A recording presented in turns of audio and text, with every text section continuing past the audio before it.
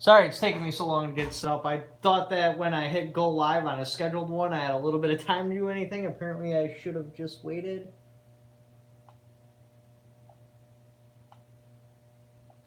Yahtzee! There we go. But anyway, I figured... Let me slide over a little bit.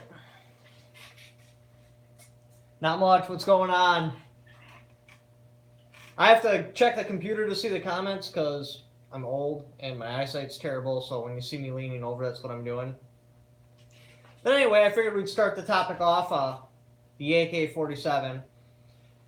Now, obviously, the biggest problem with the AK-47 is all the importation restrictions, and that's what really killed it. And we just can't compete with imported AKs. I mean, yeah, you can make a product cheaper by cutting the cost of labor and cutting the cost of materials. So, you know, melanite barrels, and then try to do it in some sort of assembly line.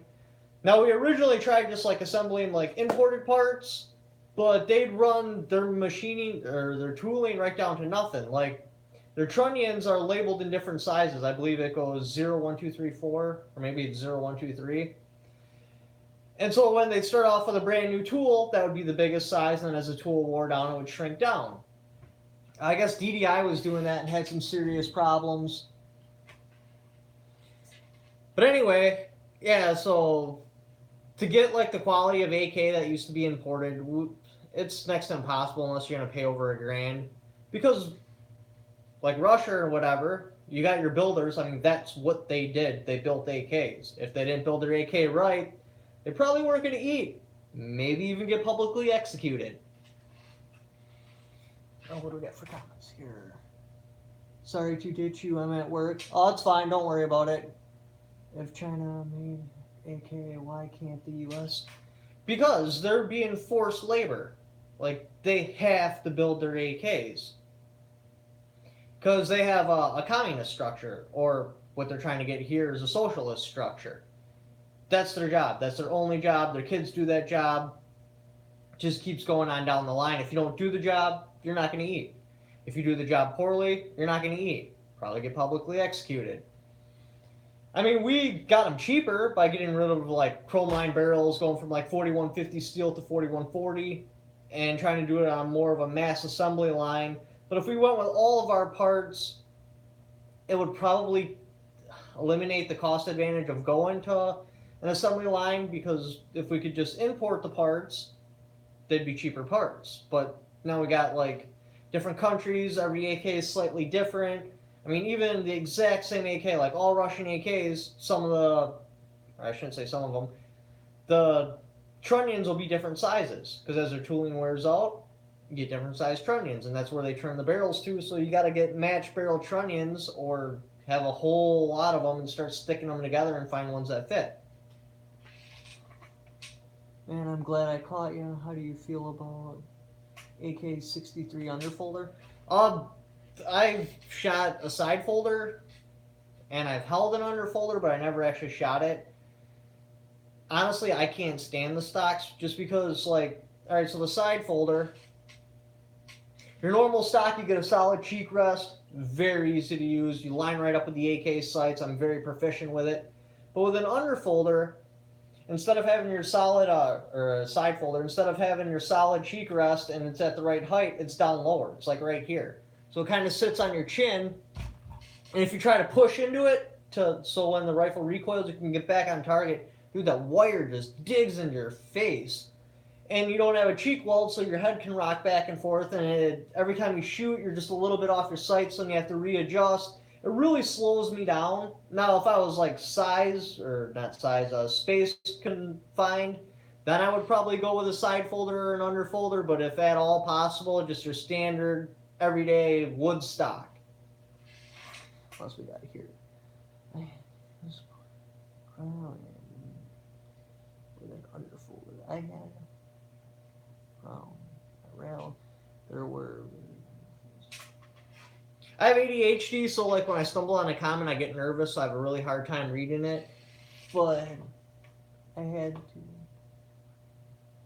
My rails. I don't know what it means by the rails. I know that some AKs have problems with the bolt carrier jumping the rails. Whose was that? That guy that was always like, you should have gotten a J-Mac or whatever. Or no. RAS. That was it. The bolt would come back and jump off the rails. So that was a huge problem. Not to mention they nitrated the whole AK. Now this is secondhand information. I don't know this. Like, I basically heard the military arms guy channel say it, and it makes sense. That they nitrated the whole AK-47 and they killed the hardness of the metal, and it's all either brittle and it's cracking or it's just too soft.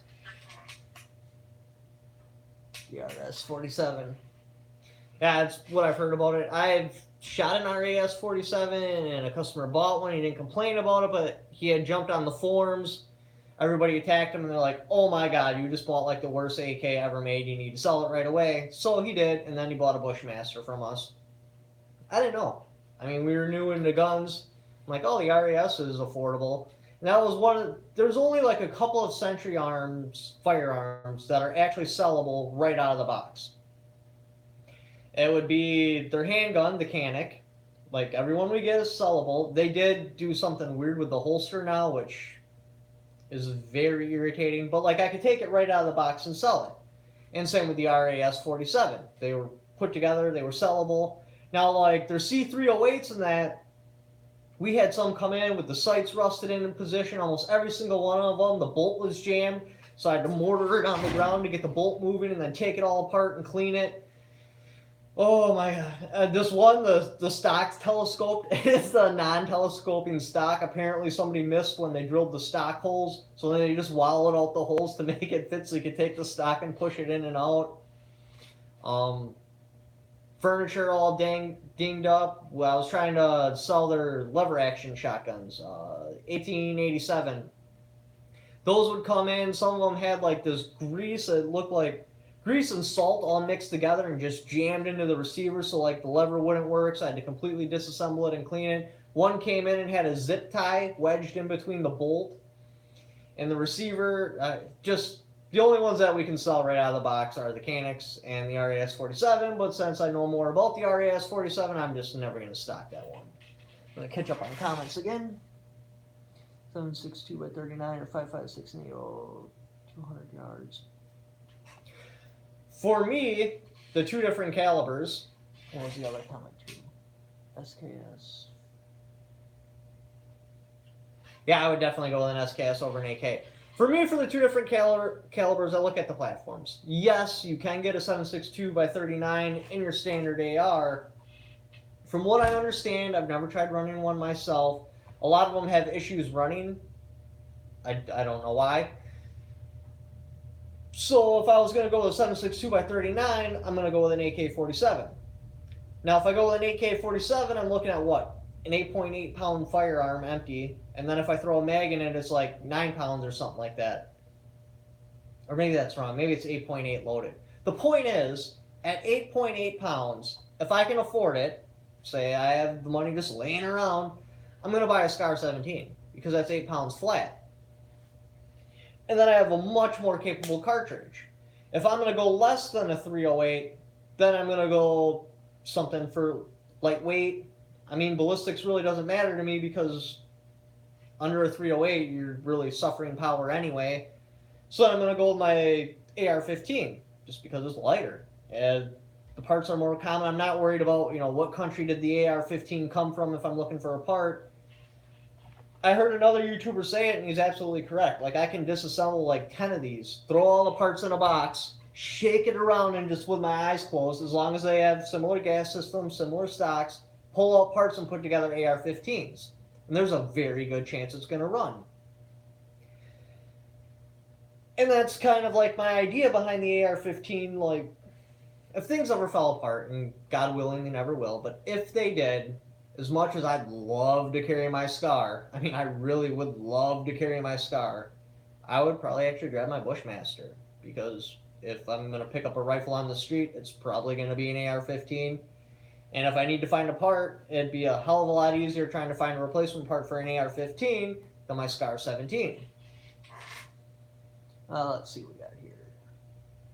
Nightstand, AK-47, Battlefield SKS, 5.5. 39. Adjustable. 7N6 rules. Yes. But yeah, so that's my idea behind it. And it's more than just that. Like, the ammunition. So as I did in my, what video was that? My best concealed carry one, I talked about Zipf's law. And it's true, like, you can apply it to just about anything and get predictable results. It's the same thing with rifles. So, say an AK sells, how do I word this? Say an AK sells half as much as an AR-15. Like, it's the next one in line. So, your number one seller rifle, AR-15. The one right after would be an AK-47. It wouldn't be marginally less. It would be almost exactly half. So, say there was 10 million ARs sold in a year, you'd have 5 million AKs sold in a year. With that being said, I mean, obviously, without a doubt, we sell more AR-15s than AKs. Like, by a long shot. Even if you take away what we sell, just what comes transferred through the store, AR-15s. Yeah, it's not even a question. So that means that there's way more AR-15 ammunition being manufactured to feed those AR-15s. So if things ever did fall apart, I would go with an AR-15 chambered in 5.56 because I'm way more likely to find 223 ammo wherever I'm looking for ammunition than I would, like 7.62x39, 308, stuff like that. I mean, you do got your hunting rifles. There's a lot of 30-06s still being sold. I mean, that ammo's like pretty much everywhere. But I'm not going to have like an M1 Grand out there trying to hide in the woods or whatever. I'm going to have an AR-15. Next one, I'm thinking about buying a concealed carry 9. I like to carry. Looking at the Shield 9, the Taurus G2C. I don't even know what that one. Those are without a doubt the two popular handguns. The G2C sells more than the Shield, but I think it's because of the price difference. As far as quality, they both seem to be on par with each other. I mean, you really have to shoot them till they die to know for sure. The G2C did have that trigger safety problem. Apparently that's been fixed. The Shield's extremely popular. Now, the only time we had customers come back and complain about a firearm and want to trade it in was with the original PT-111 because that little lock would come undone. And it would make the firearm, because it wouldn't be fully into lock and it wouldn't be fully into unlock. So sometimes they pull the trigger and it'd be on a dead trigger. Sometimes they pull the trigger and it would fire. Now that they removed the lock from the G2C, we haven't had any customers come back and complain with that particular firearm. Same with the Shield. We've never had any come back and complain.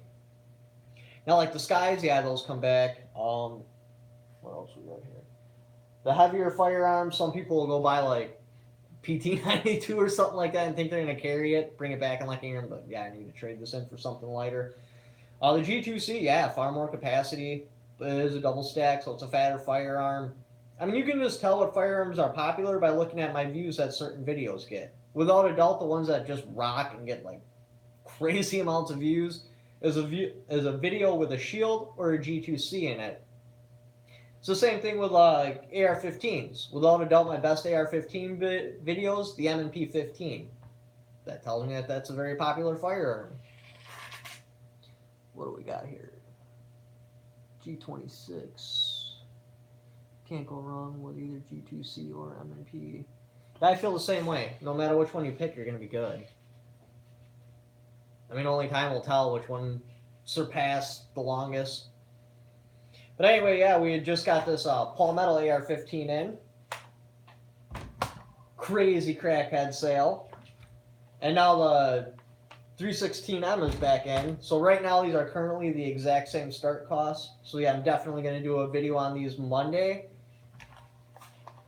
When this came in, it's weird because like when you buy stuff as a dealer through Palmetto, all you have is this little square.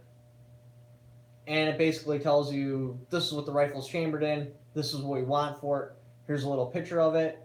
And I know that they run different barrels on all these.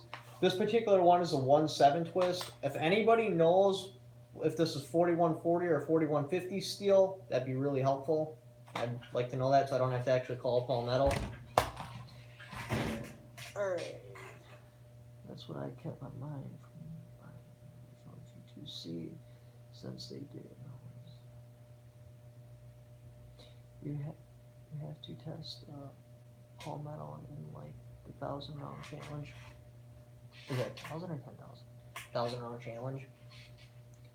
Yeah, I wish I could. I just don't have the cash to do any sort of endurance testing with firearms, because even if I just took this out of the shop, now it's a used firearm, so I have to sell it for cheaper. So I'd be taking a loss almost instantly. Plus the ammunition cost. If I did a 1,000 round test currently right now, the only way I'd be able to do it is if I loaded my own ammunition. So then if it has a problem, is it because I messed up on the ammunition load, or is it the rifle itself? So that's an issue. Eventually, yes, I would love to just shoot the crap out of these until they explode, but I don't wait for the finances to come around, and it will. I mean, typically my channel's growing at about 30% a month. At that current rate, I'd say probably like 2 more years, and yeah, I'm going to burn some firearms out, and it's going to be a blast. The 50-yard zero and the AR-15 is only 6.5 inches off at 300 yards. That's actually why I like... I wish I would have brought my Bushmaster here. That's actually why I like the A2 sights. So my Bushmaster, it's got your A2 sights and it's got the range on the back. So I zeroed at 25, so I'm on at 25 and I'm on at 300. Now you go to from the small peep to the big peep, and now your point of aim, point of impact at 200. Now I don't know if my rifle is different somehow, because I haven't seen it in any sort of military manual, but when I'm on the 200 yard peep and I've been zeroed at 300, I click it down and bottom out the sight, now I'm point of aim, point of impact at 100 yards. And I also haven't tried this, but I had seen it on the interweb. Apparently, for 15 yards, instead of putting your front sight inside of the peep, you put the peep right below it, so this is on top of your peep, and then your point of aim, point of impact at 15 yards. Like I said, I haven't tried that one yet. Now, for farther ranges, you just dial it in. And that's why I really like it. I mean, yeah, optics would be better. I'm getting old enough to where I can't see crap anyway, and I should eventually just be like, okay, I'll take optics. But for now, I'm sticking with my iron sights, and I really, really like having point of aim, point of impact at just about any range. You need to do live fire testing reviews. Get yourself some ammo supply. YouTube other reviewers would like to see it. Oh, and I will. I'm definitely going to burn out some firearms. Like I said, it just takes time, though. Also, something I haven't talked about yet in any of my videos, I don't think, is magazines. So your two main ones is like your GI steel, or stainless steel, GI aluminum, and then you got like your polymetal, your polymers, stuff like that. I personally prefer either a stainless steel or aluminum for a couple of different reasons. A lot of times when you go in your mag well with your polymer mag, especially with a loaded mag, it like drags and it feels like you're going in, but you're not quite all the way locked in. So then you shoot it and then your mag just dumps on the ground. There's that. Now the old steel ones I don't like because they didn't have an anti-tilt follower. So sometimes the follower would just let the round go forward, dump it in the front of the mag well, and jam the whole thing up. But as long as it's got an anti-tilt follower, my personal favorite is a stainless steel GI style mag. There's nothing wrong with Magpul mags. They do work. They're fine. But you're going to be limited. Like, there's some bullpup firearms these won't even fit in. I can't remember if it would fit in the Tavor or not, because my friend had one. It might have fit in the Tavor, but for some reason a little voice in my back of the head is like, no, it didn't. But I'm not for sure on that one, so don't quote me. And just how it gets hung up. I can't stand that. And sometimes it'll like hit your mag release, and it'll go down just a little bit and stop on an empty mag. I don't like that at all. So, this is what I enjoy. Let's catch up on comments here.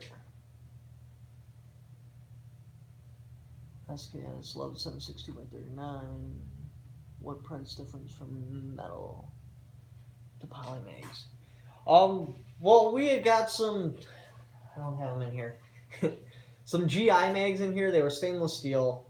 They said military surplus mags. I assumed they would have came in packaging and everything, but no, they were dumped on the ground, and so they were kind of in rough shape. I think the start cost on those was like $11, something like that, and that was a stainless steel mag, anti-tilt follower. The spring was definitely corrosion resistant because it sat on the ground for a while. The start cost on a Magpul mag is somewhere around like 12. I believe if you get the ones with the window and everything, your start cost is like 12 and a half, something like that.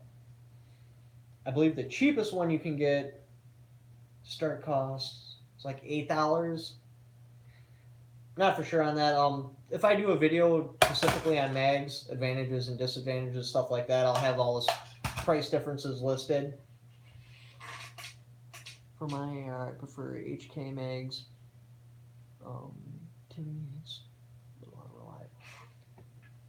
As far as I know, HK makes everything awesome. One AR mag you're definitely going to want to avoid. We got some 40 rounders in. It don't even have a name on it. This has an anti-tilt follower in it, but the specification on the mag is off. So as you can see, this follower tilts. So you're going to run into the same problem that you had with the original mags that the military made, with bullets just dumping forward and going into it. And like just the whole construction of this thing is just terrible. Myself, though, I just stick with 30-round AR-15 mags. So it seems like whenever you get above that, you're starting to sacrifice reliability. Plus, you're weighting up your really light firearm. And you want to keep this firearm light because that's what makes it special. Standardization and weight. That's what makes the AR-15 shine.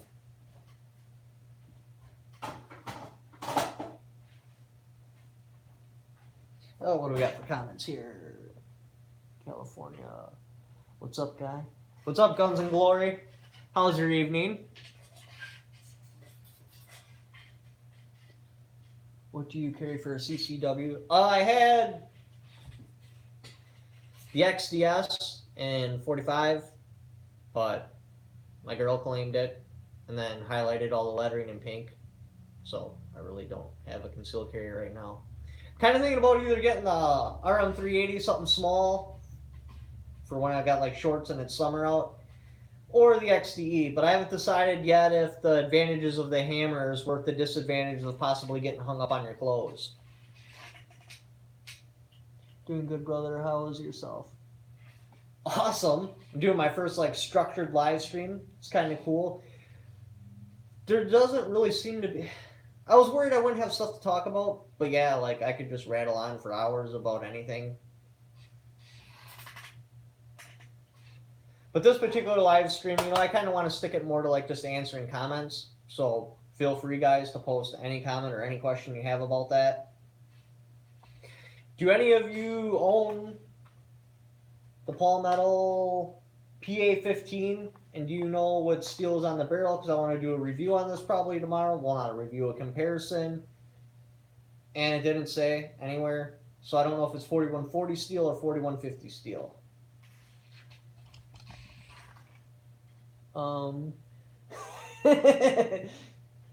What's going on, babe?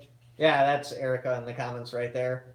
Just as an introduction, she is a beautiful young lady that loves helping people that can't help themselves. As a matter of fact, she works with the elderly at a nursing home. Very awesome. Her hobbies would be getting smashed, picking fight with strangers, and throwing things. I believe she really enjoys the satisfying shatter of objects crashing against the wall. No, that's mine. Blah, blah, blah. Getting late. Don't talk about MP Sport 2. How do you feel about... Do you prefer 9/45? That's my XDS. Yes, I know. I already made it clear that's your XDS. I actually prefer 45, and so does my girl. She prefers the girthy fulfillment of the 45. She actually started off with a 9, but then she's like, well, look at that cartridge. That's the one I want. And not because 45 is a better cartridge. I actually believe that they feed less consistently than a 9. I think that has something to do with the diameter of the round and the weight of it.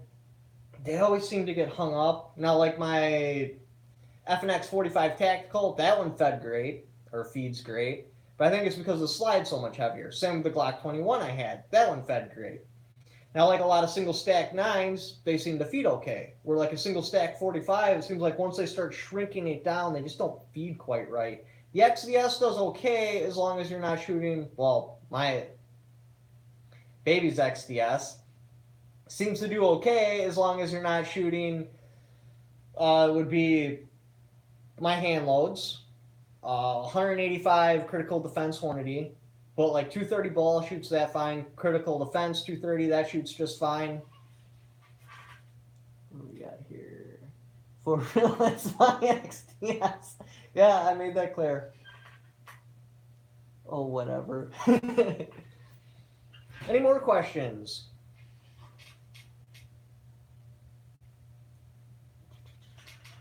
I don't own the Palmetto PA-15, but I'm going to get ready to buy the 6.5 Creedmoor for the...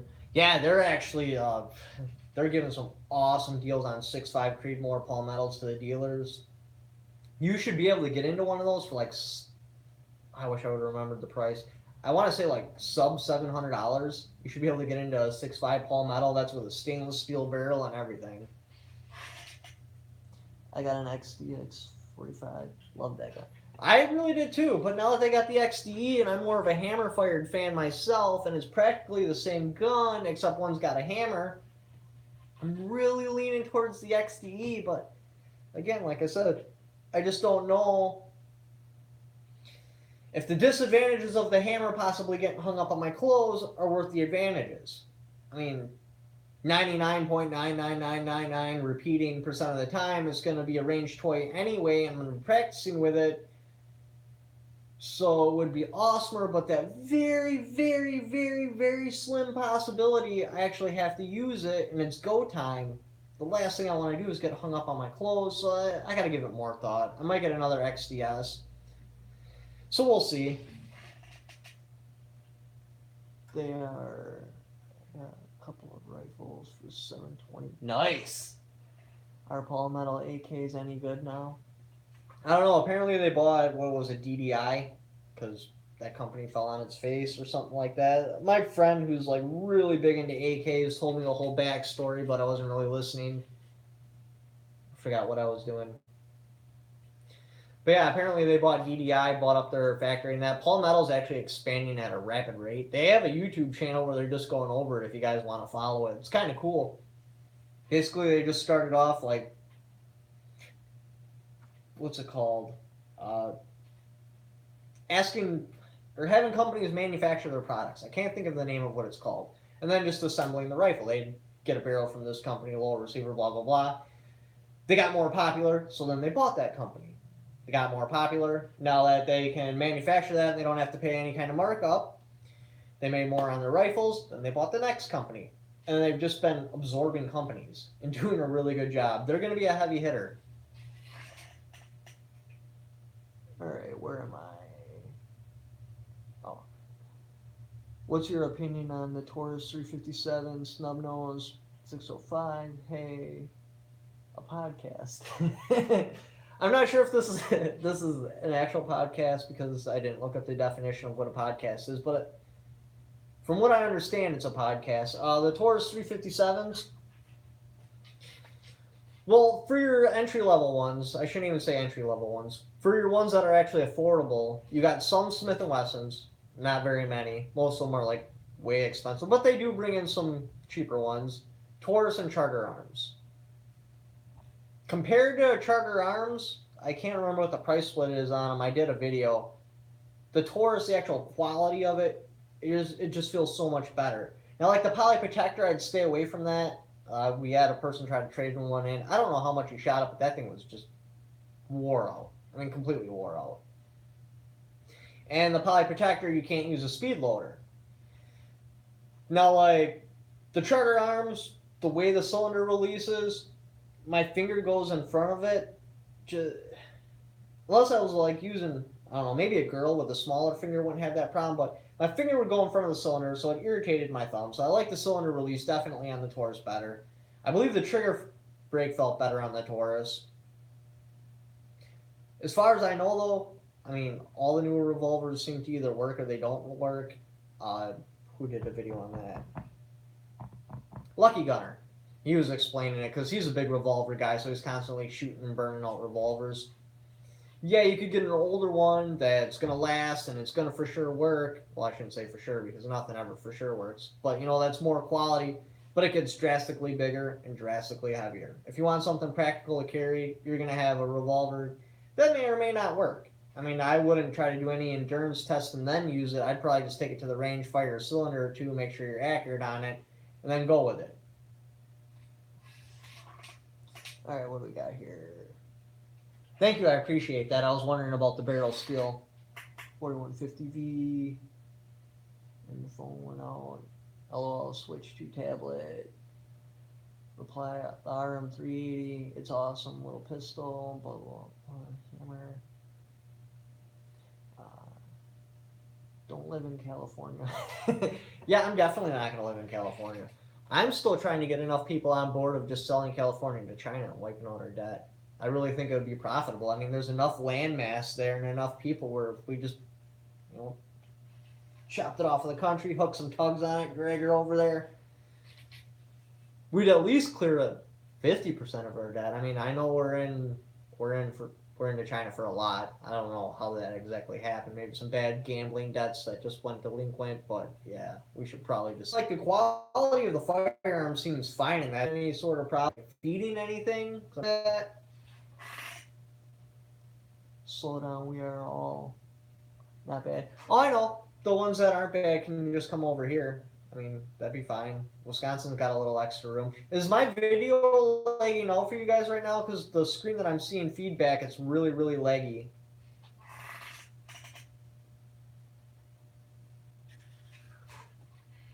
But yeah, so what did you say that was? I want to make sure to say it in the video so it's recorded.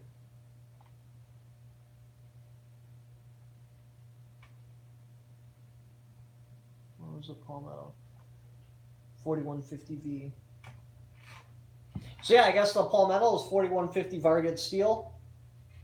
That's what I'm going to go with. I'm going to try to look around a little bit more tomorrow and make sure that's the case, but that's pretty awesome. What do we got for comments? Yeah, it is a little leggy and choppy. The Palmetto polished trigger. Nice. Why is it lagging out? I think my phone is in power saver mode. My smartphone really sucks and the battery doesn't last very long. I apologize for the lag. And so then iPhones, instead of having a replaceable battery, just downgrades the ability of the phone. So it doesn't stress the CPU.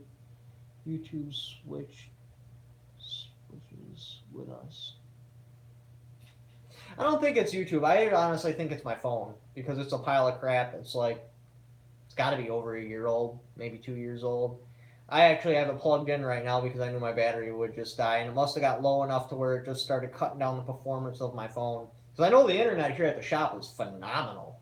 Like, I can upload a 4K video that's like 8 minutes long, which at my house it would take a day or two to upload. Here it's about half an hour. What kind of phone is it? It's an iPhone 6 Plus. It was great, and then it just eventually took a crap. Well, something similar. I carry it's 40 now. The 40 SVE, it's made by Smith, so you'd think it'd be good. It's very affordable. I've never shot one myself. We had a couple come through the store. I don't know why we haven't had one come through lately. They always moved well. That would be why most things Apple. Yeah, it's a pain. So like when I'm shooting a video and I roll in pictures, right? I have to take the picture with my phone. Then I have to upload the picture to Google Photo Backup. Then I have to go on the computer, take it off of Google Photo Backup, and then put it into my video. As far as doing that, like, say I want to take a video from the computer and put it directly to my phone, not a possibility. It just don't work. I have to take it from the computer, go to Google Photo Backup, and then go on my phone to Google Photo Backup, and then download it to my phone. I would love to just be able to take my phone, plug it into the computer, and rip anything off of it or put in anything on it I want.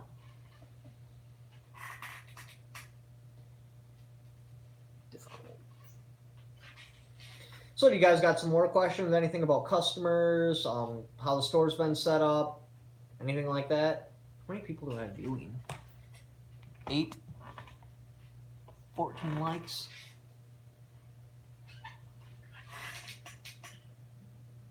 What's up, Rabbi Jesus?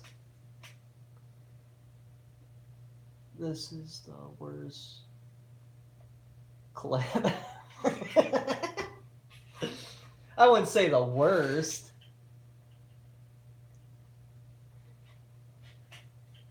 Here is a steal of my money. Thank you. I believe that's a super chat. Are you guys going to get an online store? Oh, we tried the whole website thing, and we failed miserably.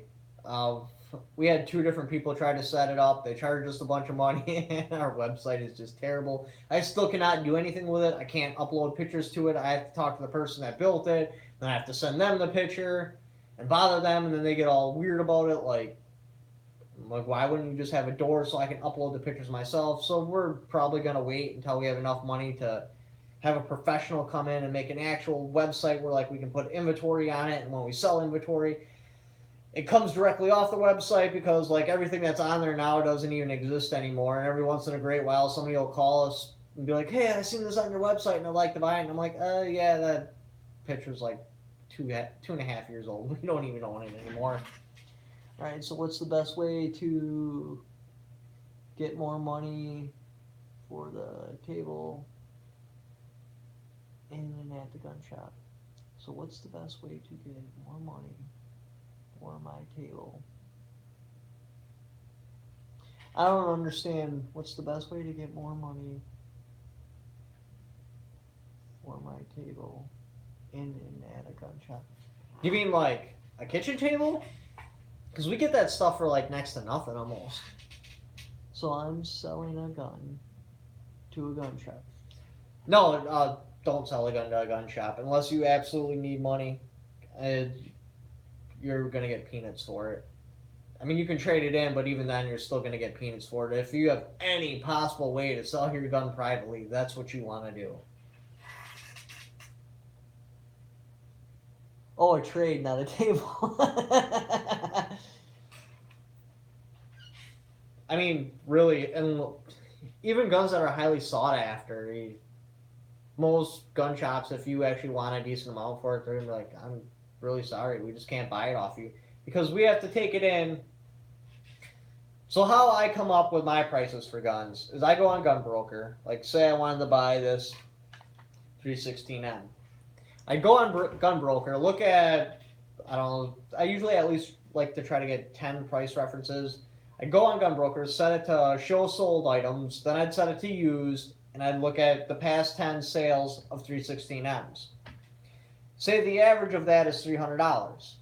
So, all right, I want to put this on the shelf for $300 because that's what I know people are willing to pay for this, used. So if I want to put it on the shelf for $300, obviously I still got to make a profit on it. So I'm only going to be able to offer you like $250 for it. This way, when I sell it for $300, I'm making $50. And that's at used, and that's at auction, and auctions always go cheaper typically. So yeah, trying to sell a used gun to a gun shop, I mean, unless you really, really hate the firearm and you can't find anyone that'll buy it privately, I strongly recommend you do not do that. Alright, how did you get a steak table for trade? Oh, I'm ADHD, so if I struggle at all with reading a comment, which is basically any comment over like 4 characters, I panic. So my brain just starts filling in what I think it might be, and I start reading off of memory. And the text is pretty small. I'm sure it's going to get worse if, like, say somebody trips me up and like really gets me to panic. I won't be able to read at all, and I'll just forget about the comments. Alright, do other states have handgun like California? No, we don't have rosters. I mean, if they make it, we can sell it, except for full auto. Unless, of course, it was made before 1986, and then we got to take it. If it was made before 1986, then you got to do your Form 4, and there's a bunch of work on it. So say you wanted to buy a handgun in here. Like, you just walk in and you want to buy a handgun. What are you going to do? I'll be right back in a second.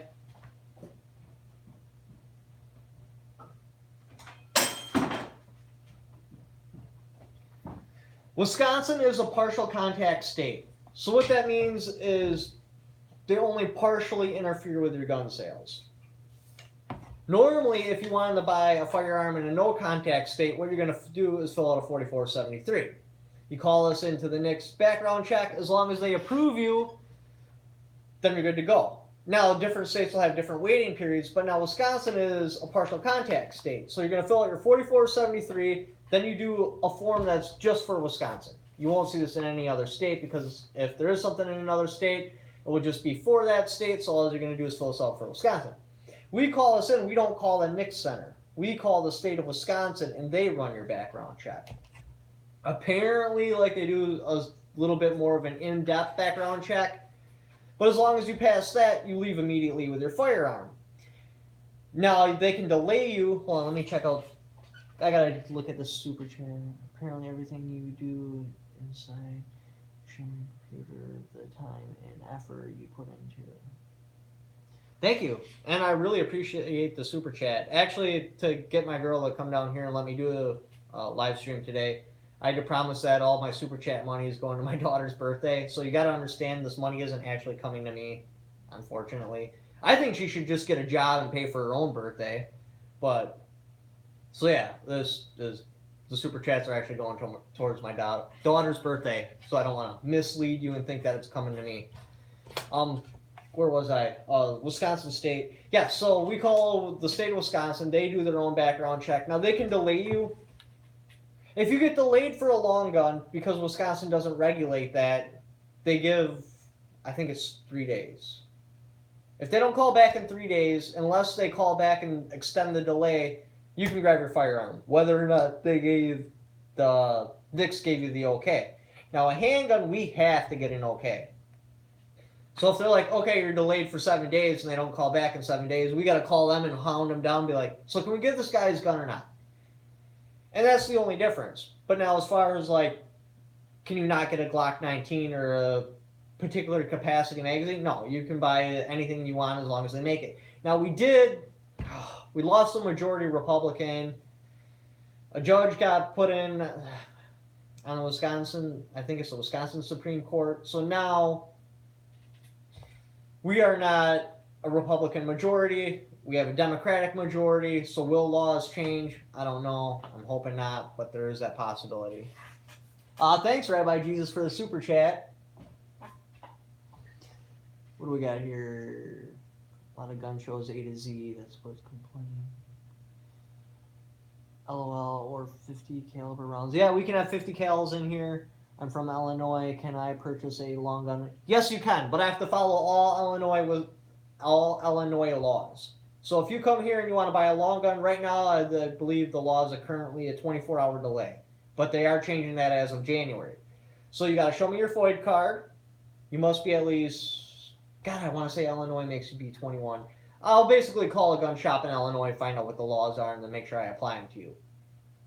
And then you do your NICS background check. You don't have to do the Wisconsin one because it's a long gun. As long as you pass that, then yes, in 24 hours you can pick up your firearm. Happy birthday, Mini CRS Firearms. Oh, if you guys want to send her a birthday card, my P.O Box is in my About channel. My woman would think that was freaking awesome if I brought home a bunch of birthday cards. What's the most awkward NICS rejection you've ever dealt with? It actually wasn't a rejection. I lied and said the person got rejected because we had, it was like 3 different customers. One guy came in here just shit-faced drunk. And I'm trying to be polite with him, and I don't really want to show him firearms, and he's like, oh, I want to buy this one, and this one, and this one. I'm like, okay, you know what, here's your paperwork, do it, which wasn't even really legible. So I go in the back room, sitting there for a little bit. I'm like, yeah, you got delayed. come back tomorrow because you seem a little intoxicated and I'll talk to you about the delay. Comes back in the next day, he's like, is there any way I can get my money back? I really don't want any of those firearms. I don't even want a firearm. I'm like, yeah, of course. Pull it out of the till. I already had it in a little paper clip and everything to give it back to him. Let me just catch up. Unless you have an FFL, you can only buy firearms. Ha ha ha. We do a 4473 and yes, quite often. What? A 10-day delay? But anyway, another awkward one. A guy came in with his buddy. He bought a firearm, and then when they left, he wound up calling the shop and saying that, hey, you know, I should have told you this right away. I was hoping you guys would pick it up, but we didn't because the guy was just quiet. He's like, he's kind of got mental issues. I know he got approved for this firearm and everything. Is there any way you guys could get a hold of him and get it back? And we were like, okay, you know, we understand. So we called him up and we're like, hey, there was a problem at the next section. Again, we lied. I hate lying, but this, we don't want to make the guy bad. We're like, we understand, you know, the pain and suffering of this. We'll buy the firearm back and we'll actually even give you a little bit more money. Would you be okay with that? And he was like, yeah, sure, you know, I understand. I've had problems at several gun shops. So I don't know if this friend was just being really mean to him, and every time he goes to buy a gun, he calls the gun shop and says, hey, don't sell it to him. I wish he would have just told me before I started doing the paperwork and stuff, but yeah, so that was an awkward one. Another awkward one, this girl comes in. It's ridiculous. She comes in, she's like, okay, I want a sky, because it's in my favorite color. Let me catch up on the comments real quick, otherwise I won't be able to see them. They're out of state. So this girl comes in, she's like, I want to buy a sky. She's a little bit weird, and I was kind of getting the vibe she was a feminist. I'm like, what the hell's a feminist doing buying a gun? And as far as I know, they don't even believe in firearms. So she picks out a sky, she's like, hey, do you do layaway?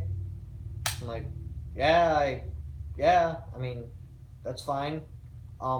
And normally I'll cash a person out before I do the background check just in case they get delayed, because sometimes people get delayed from the background check, then when I call them that they're cleared, then all of a sudden they don't want the firearm anymore, so then it's just a mess. And like handguns, they charge us $10 every time we call one in, so if it's a handgun, we just lost $10. So I usually cash them out and then I call it in.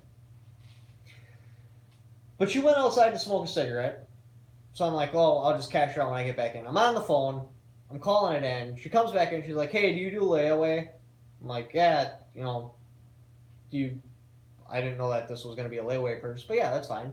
I'm like, yeah, just give us some down, and then we just would like to have the firearm paid off in 30 days. So she pulls out $5.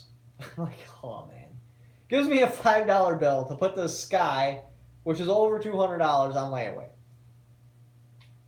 Put it in the safe. I'm like, whatever. I really hope she comes back. Otherwise, I just lost $5 on this call-in.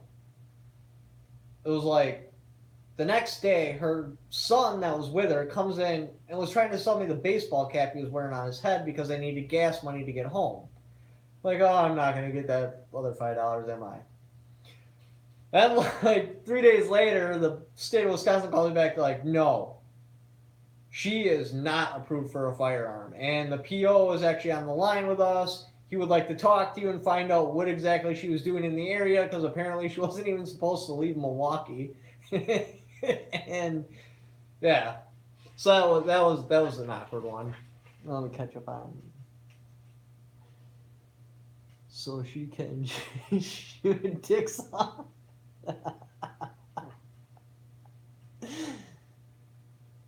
What is your best handgun seller? The G2C.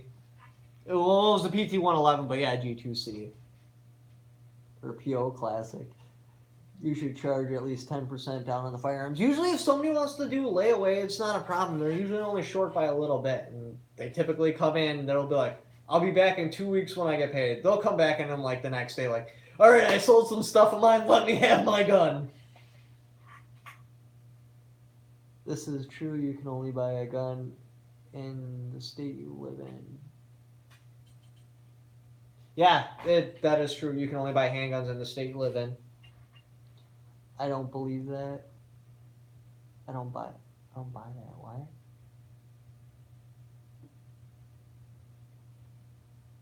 No, you really can only buy handguns in the state you live in. Is that what you're referring to? You don't believe that? But anyway, so that was the most awkward ones. Usually, like, customers are pretty good. You're looking at three different types of customers. You're looking at your customer that is looking for the cheapest price. You're looking at for customers that are looking for the best customer service, and then you're looking at ones that kind of sit on the fence.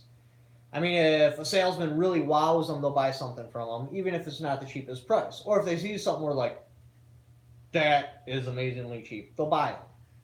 So as long as you offer good customer service, you're getting 2/3 of the customer base. Yes, sometimes you'll get the one with the cheapest price, but see, that's where guns shine, is because they have to be transferred through a store. So we just keep our transfer fee almost cheaper than everyone else. There's a couple of people that run it all out of their house that are like $5 cheaper or something like that.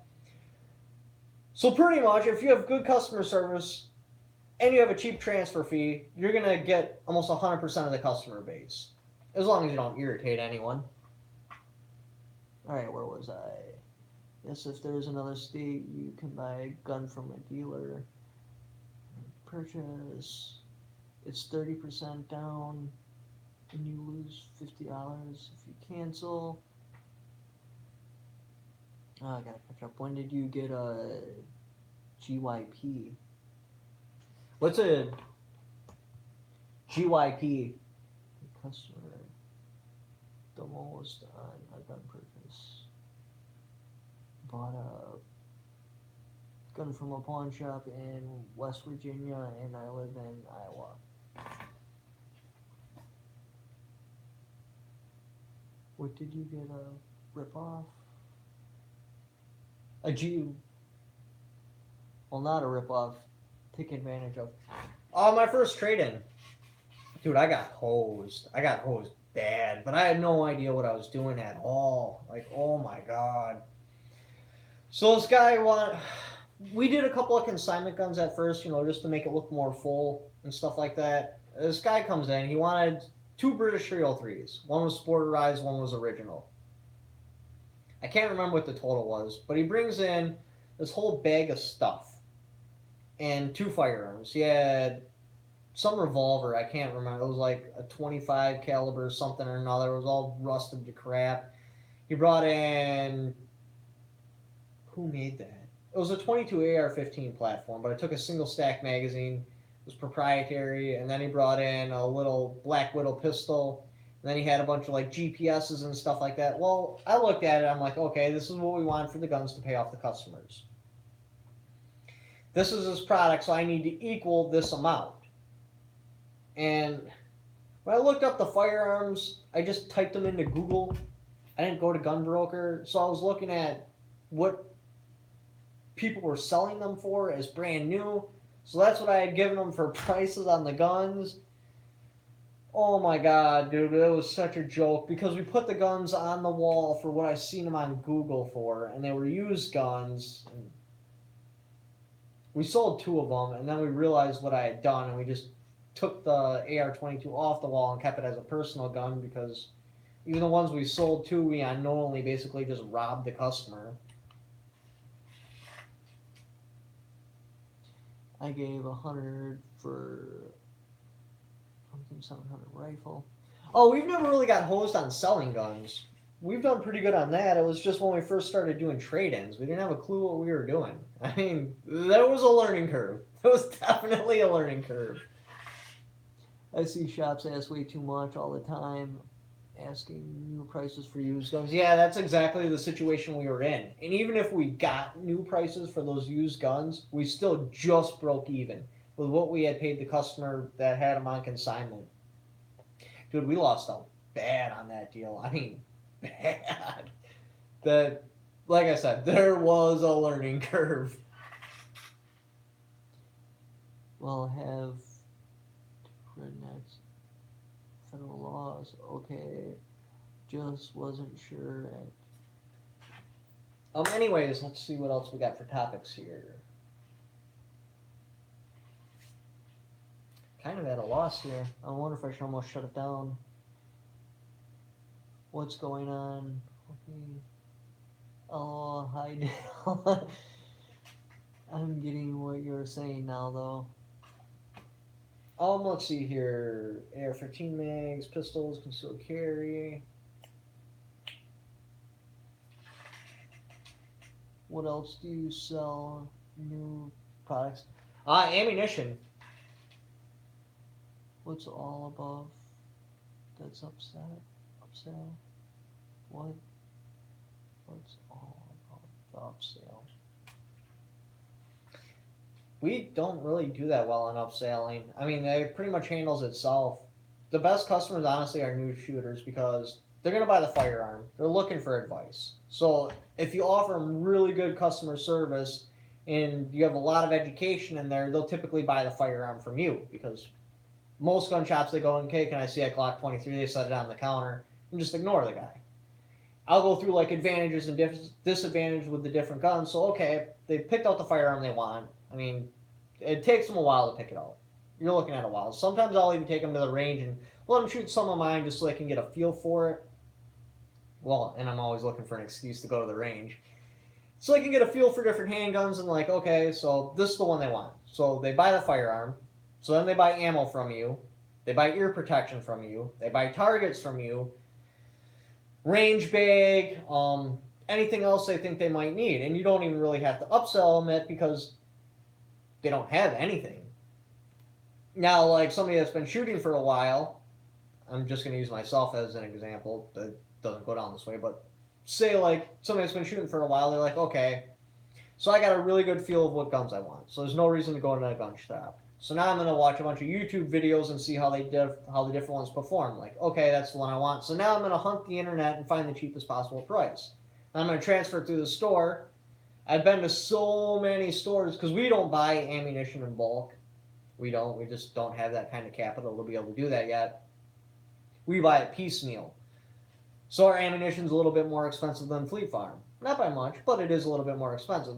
And I know this because I go to all the gun shops. So all right, I have my gun transferred through. Now I'm going to go to Fleet Farm and get my ammo because that's the cheapest way to go there. So you just really don't make a lot off of people that have been shooting for a while. Not because they're smarter or anything, just because they have everything they want and they've window shopped through so many stores. Unless you're the cheapest person, that's that 1/3 customer I was talking about that you just can't get. It's not possible, so you don't even worry about them. All right, holsters, bags, that's great. After all of your gun shop, enjoy. The money on the shelf you need for guns, but thanks for clearing that up. When I do an FFL transfer, I always try to buy a box of ammo. Ugh. Yeah, if you do transfers, we make money off the transfers, no doubt about that. But if you throw like a box of ammo in there, a target, maybe some sort of sign that says, "Hey, don't come to my house," we'll make more than if we were to just have sold you the gun right off the shelf. And it works for us because we have $0 invested, except for the stuff you buy off the shelf. Like this, we have money invested into it, and it's just sitting there doing nothing. So when we sell this, yeah, we make a little bit more, but it's not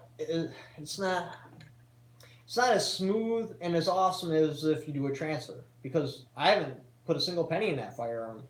I just made, so everything I made, besides, what Uncle Sam takes, which is 30%, is 100% profit. How about the cost of ammunition between AK and AR-15? I believe the current cost of your ammo on an AK is like 25 cents a round.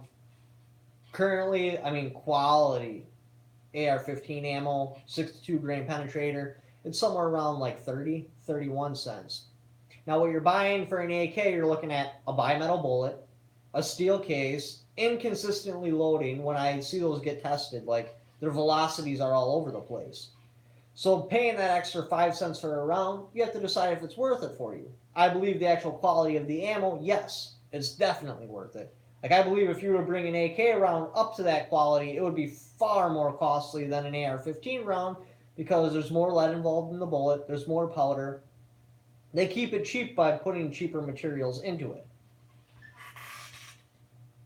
5.56 for 7.62 by 39, they can be comparable. Yeah, and like I said, you're getting quality ammunition with 5.56. There are some companies that drop the ball. From what I understand, they can't just take military ammo and then sell it to you. They have to take it apart and remanufacture it and be able to sell it to you. They can use the same powders and stuff, which they may or may not do.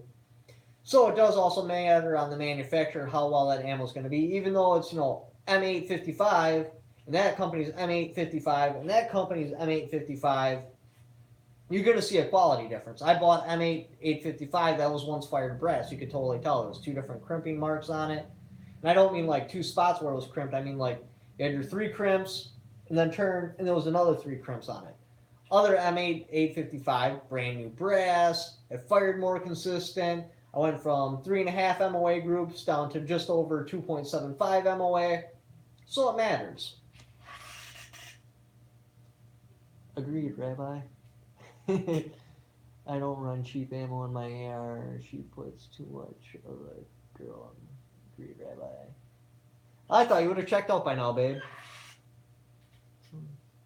Block sales. AK you can load up. Crack me up every time, Rabbi. It's always a joy reading your comments. I first met that guy. I think I did like a laser light video, or not a laser light video, a pistol with a laser light on it. And, as a joke, I'm like, not only is this a self-defense tool, you double it up as a cat toy. He's like, you look like the type of person that really enjoys just killing cats, don't you? Like, oh my God. I knew I was going to like the guy right after that. Let's see what else we got here. But yeah, so would I buy an AR-15 or an AK? I'd buy an AR-15 for practical use. Now, with an AK, I'm more of a purist. I want the wood stock, your iron sights. I want it to look... What's that Russian word? They always say, like, rifle is good, or something like that. Like, I want it to look like it stormed the mountains of Baghdad or whatever, and Russian hands, going after Al-Qaeda or whatever. I want it to look mean. I want the look to it. I want the green sling. I want it to just be as original as possible. Now, an AR-15, I don't tactical them. I do like my AR-15's A2, but that's what I would use as my go-to tool. The AK, that would... if I had an M1 Grand, it would be hanging right next to the M1 Grand on the wall. Like, to me, it's moved... After importation laws and stuff started happening, and, the ammo slowly getting more expensive, it moved up from more of a practical combat rifle, which it is. It still is a practical combat rifle, but still is an M1 Grand. It moved it into more... It took away the desirability of it. Because, AKs used to be so ridiculously much cheaper than AR-15s. It just moved it into more of like a collectible for me. I'd look for something more, if I could afford one, a Russian full auto, but that'll never happen. It's not going to happen. But something that looks more like it, and it would be more collectible. What do we got here? AK, same neighborhood. Lake City ammo. So, nope, be watching stealth. You're lurking, babe. You're lurking. Oh, what else we got here? So tell me about the police price on UPC 40s. Some gun shops do like some sort of discount for police and law enforcement officer. All you gotta do is be cool with me, and my markup will be so ridiculously low. It's gonna be cheaper than any of the gun shop discounts anywhere. Because they'll typically go like MSRP minus 20% because you're an officer. You can pretty much score better deals online, unless you're like dealing directly with Glock and you're like, okay, I'm a police officer, this is the gun shop I want to transfer to. Then you might be able to get a better deal, or maybe something through Colt. But typically, like, what you see, if you're just cool with me, you'll get a bomb price anyway. Alright. Because, a gun shop isn't going to sell a firearm at a loss. So there's still a start cost, and they're not going to go below the start cost, regardless of what they say their discount is. AK for... Yeah, right? Commie lovers. Should say... outdoor limited ammo. You have, while you buy from police departments, used duty weapons. There's one website that sells a lot of used stuff. Our distributors will get some used stuff in, but you can't, because it's used, and they'll be like, okay, this is good condition, but they range good condition from good condition to barely serviceable.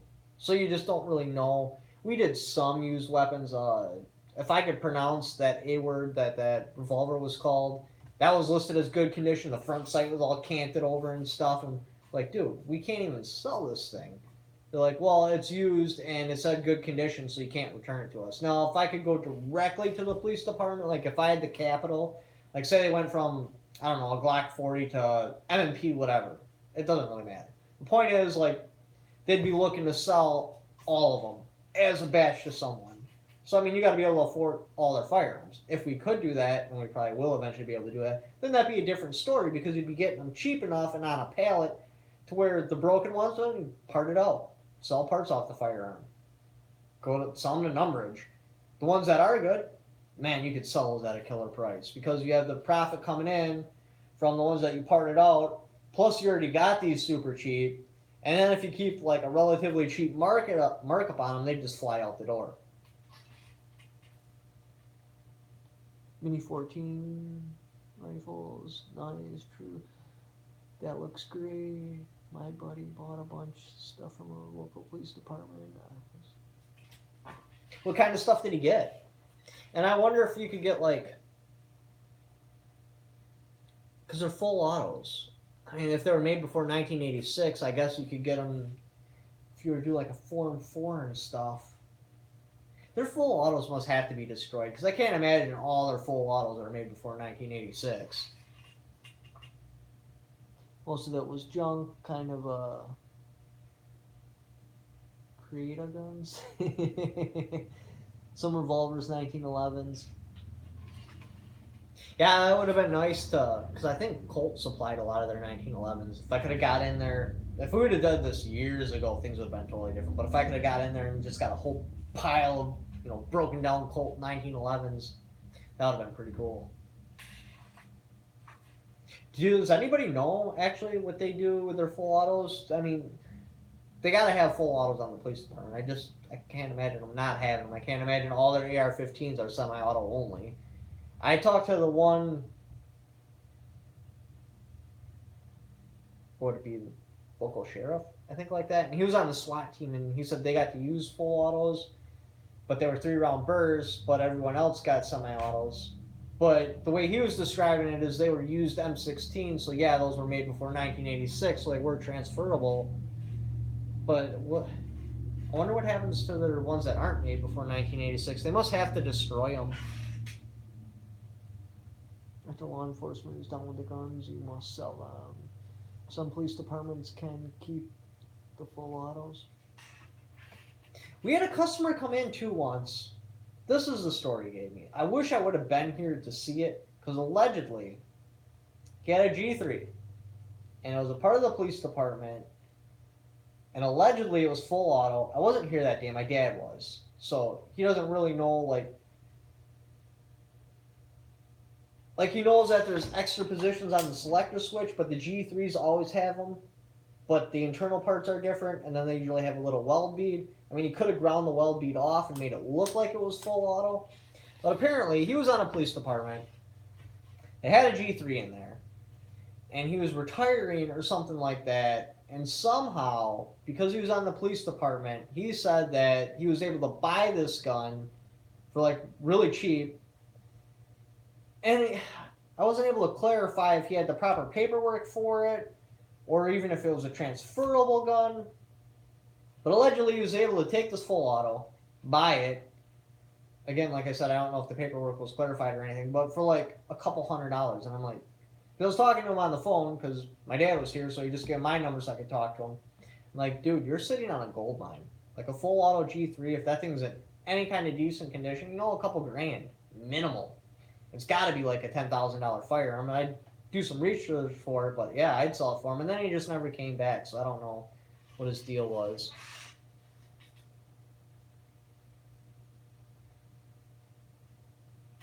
Well, you don't have to have a Class 3 license. Like, we're not even a Class 3 license. We're a Class 7, so this way I don't have any sort of weirdness, because I know they were doing something with gunsmithing, trying to say it was manufacturing. Plus, the Class 7 is actually cheaper. It's only $150 a year, where your Class 3, it's $300 to start, and then you got $50 a year to check it up. But that's not really where the difference comes in. The difference is in SOT. If I want to sell full auto suppressors and stuff like that, I have to attach an SOT onto our license, which is an extra $500 a year. But that SOT makes me tax exempt. So if I'm buying a full auto from Joe Blow off of wherever, I still have to do the paperwork and everything because it's like a car title and it's got to be transferred, but it doesn't cost me any money. I don't have to pay the $200 tax stamp. So as long as you move at least 3 NFA items, you've paid for your SOT. I've been wanting to get an SOT, just mainly start with silencers and then, go from there, but I just don't have the capital to start that just yet.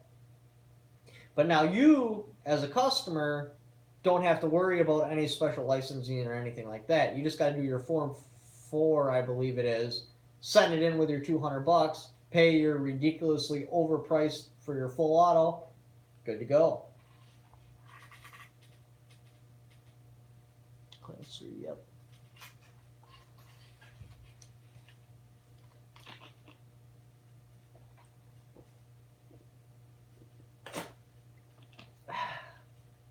How long have I been streaming for? 72 minutes? Holy crap. I would only buy a registered item from a range. So I could visit it. I would only buy a registered item from a range so I could visit it. What do you mean, like you'd only buy a full auto that's at a gun range? Because that might be a dealer sample. Like, say, for example, I got my Class 7, right? I also have an indoor shooting range. I can make full auto machine guns if I have my SOT attached. Now, I don't know exactly how it works because I was trying to figure that out because I'd like to make some full autos, have an indoor range, because, man, oh, there's a whole bunch of money I just made because I'd be buying my ammunition. Jump them on like a belt-fed machine gun. Oh, dude, the profit you would make off that would just be ridiculous. And that was something I was really considering doing, but I was having troubles because from what I understand, so we're an LLC. We just converted over to, we were a sole proprietor because we didn't know what we were doing, but now we're an LLC. I think someone has got to be within arm reach of the person at the whole time. So we'd either have to have a whole bunch of staff that could stand right next to the people that's shooting the machine guns, or maybe if the machine gun don't leave the property, it might be different. But those are called dealer samples. Now I can only sell those to law enforcement or military personnel. Well, not personnel, it'd be military directly. And let's say I lost my SOT, then I'd have to chop them up into a bunch of little pieces. It's not sellable to the public. I couldn't keep it or anything like that. If it was at a dealer, I could only come see it, not use it. Is a suppressor background check, same as a concealed carry background check. Trying to figure out why it takes so long. The tax stamp process is what takes so long. The actual background check, it's nothing really. I mean, so you fill out your Form 4, which I believe is the one it is. I keep saying it, so it must be. You fill out your Form 4, you send it in. I guess they have some faster methods now, but from what I understand, it goes into a stack of paperwork of other Form 4s that have been sent in, and then they go through each one, they run a background check on you, certify it, put a stamp on it, and then send it back out. So it's just working your way down the pile where the weighting comes from. I mean, even just a background check on a pistol. If something happens, like the guy puts in the wrong number for his Social Security or something like that, and he gets delayed, yeah, it's 7 days. And this is just the state of Wisconsin delaying you. Nicks, delayed on a long gun, sometimes we don't even get a call back. So that's why they put a 3-day deadline on it. So they're like, well, if we don't tell you that he can't have it in 3 days, apparently whatever we found that was a red flag wasn't important enough to even care. Now, my first long gun, I was delayed for like a week, maybe 2 weeks, and they kept calling back, extending my delay.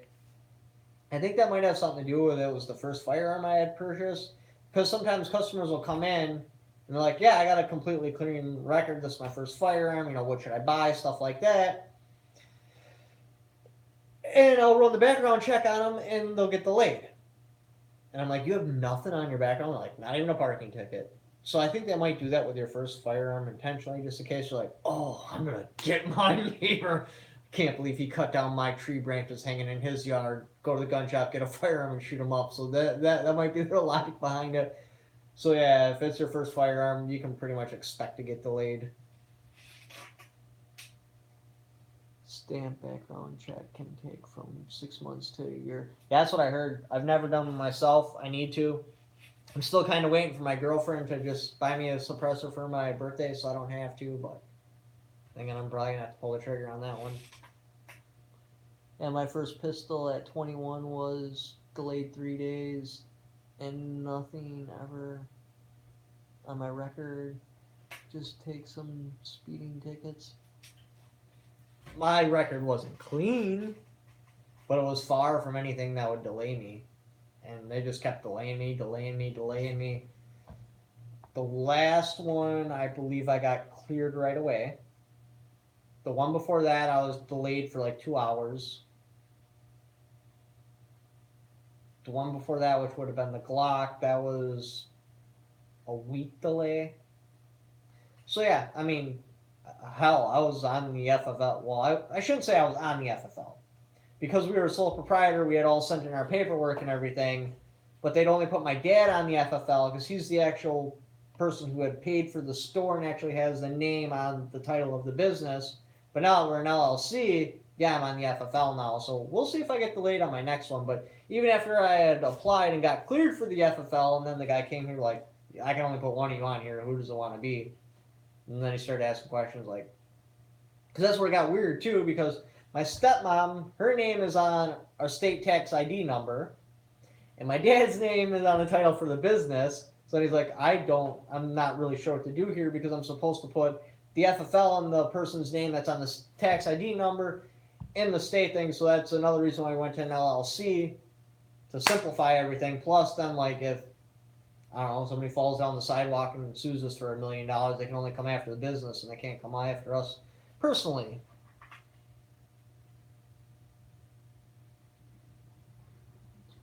Thank God for an uncle lawyer.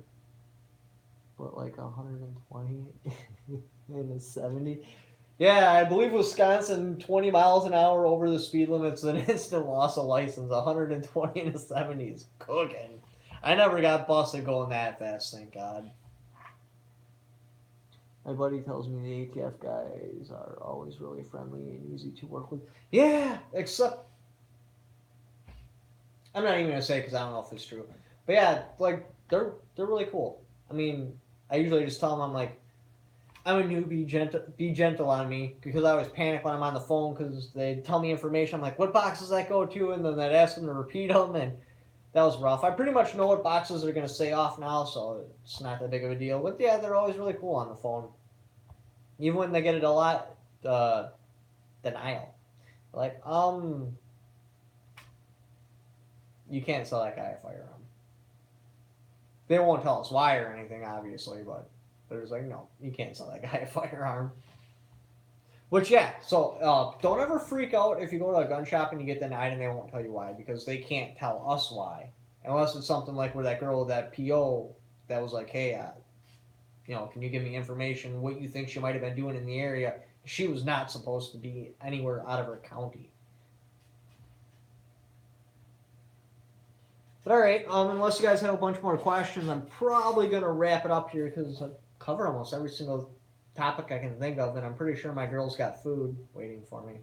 Kind of hungry. So I'll give you a couple of minutes to post any last comments. There's any good... What is that? Passover?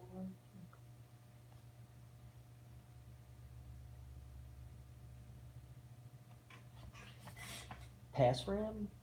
I don't know that P word and I'm panicking, so Coloma, though, it's really small. I mean, we got a school, I think like 3 or 4 bars, a liquor store, 2 gas stations, boom, Subway, A&W. But the only reason we had those chain restaurants is because we have a major... Because you got the interstate right up the center. That's the center of the state and the main interstate. And then you got 21 that goes across, which is your east and west. So that's the only reason we have Subway and stuff. Yeah, we wouldn't have any of those. Alright, I'm out. Gym time. See ya. See you later, Jesus Rabbi. But did anyone else have any other questions before I shut her down?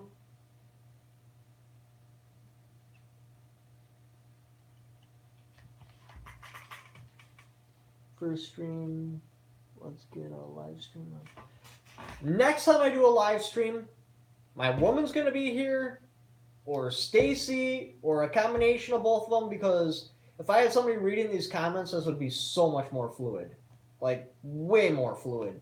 And I'd be able to just keep on going. When I go and read a comment, it like breaks my train of thought, kind of like stumbles me up almost. So that's the definite one. Obviously, Sundays is the only day I'll ever be able to do a live stream, unless you wanted one at like 3 in the morning. Well, I wouldn't even work at 3 in the morning. The soonest I could do one is like 6 in the morning, Monday through Saturday.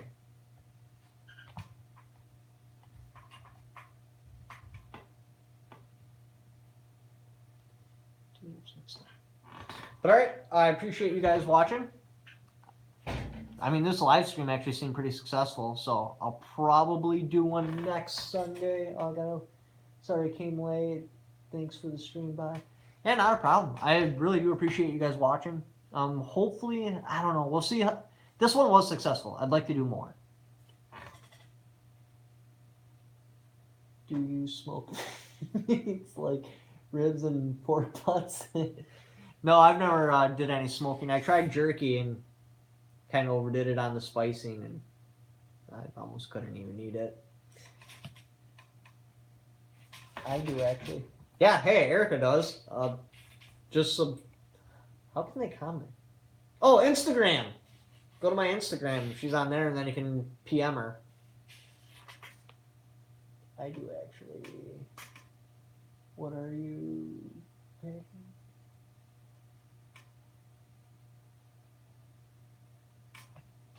So I'll give a second for the comments to wind down here before I end it.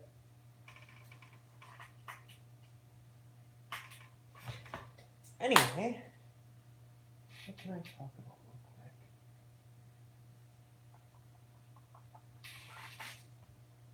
Well, anyway, the person who commented, if you want to find her, just go to Erica Ivy at Instagram, I believe. Just search Erica Ivy on Instagram. But I appreciate you guys watching. Like I said, the stream was pretty successful. I'm going to try to do one next Sunday, if at all possible. Do you mean like sexually?